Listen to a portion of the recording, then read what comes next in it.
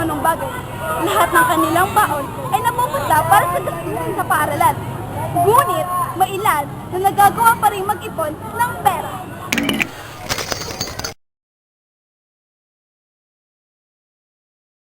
Si RBS Lagman ay isang mag-aaral na 200 piso ang pang-araw-araw na baon. Gumawa siya ng savings account upang makapag-impok.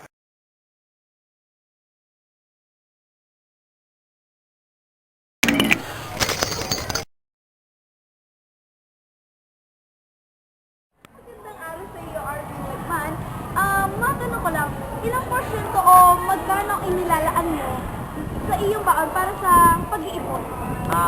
Yung baon kong 200 na yun, kalahati nun napupunta sa aking dito sa school, tapos yung kalahati nun para sa aking pag-aaral sa kolehiyo. So isa ka palang masinap na bata. Bakit? Bukod sa pagkukolehiyo, may iba ka pa bang pinaglalaanan mo?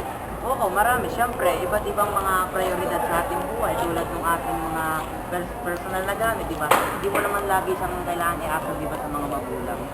Para saan naman ang iyong savings account? Ang savings account ko kasi para yun sa mga iniipon ko.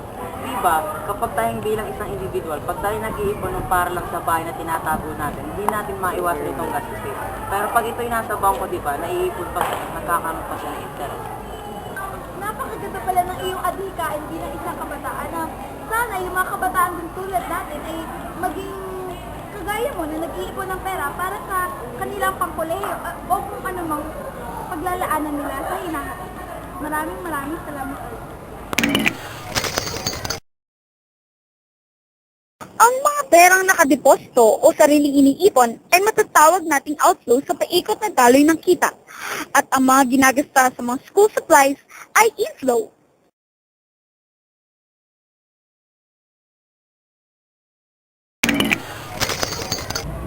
Magandang araw sa iyo, John Marquario ng 4ARBSFA ng Quezon National High School.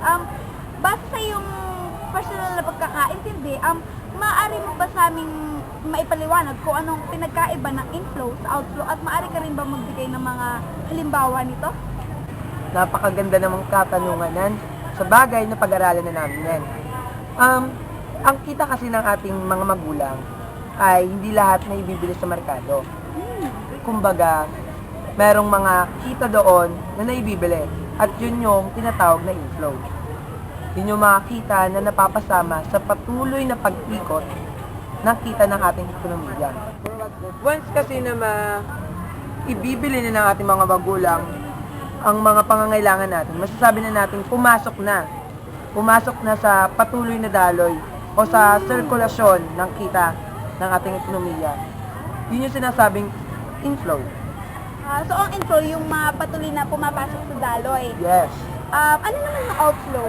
Yun naman yung kabaliktaran ng inflow. Kumbaga may in, may out. Tama? Ang out kasi, hindi naman lahat ng kita ng ating mga magulang na ibibili. Merong mga itinatabi para sa panghinaharap. Kumbaga, yun naman yung mga kinita ng ating mga magulang na tinatabi nila at hindi na ipapasok. Maraming salamat sa iyong mga napakaganda kasagutan dyan, Ma. Sa kabuuan, malaki ang kontribusyon ng sambahayan, tulad ng mga kabataan sa paikot na daloy ng kita. Ang mga ibinabayad natin para sa pagkonsumo ng produksyon ay nagagamit para sa muling paggawa nito.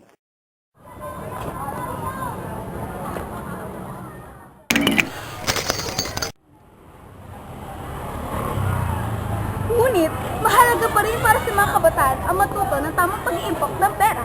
Ika nga, kung nung itinanim, siya rin may aanihin. At ito po si Bridal Zara ng Quezon National High School.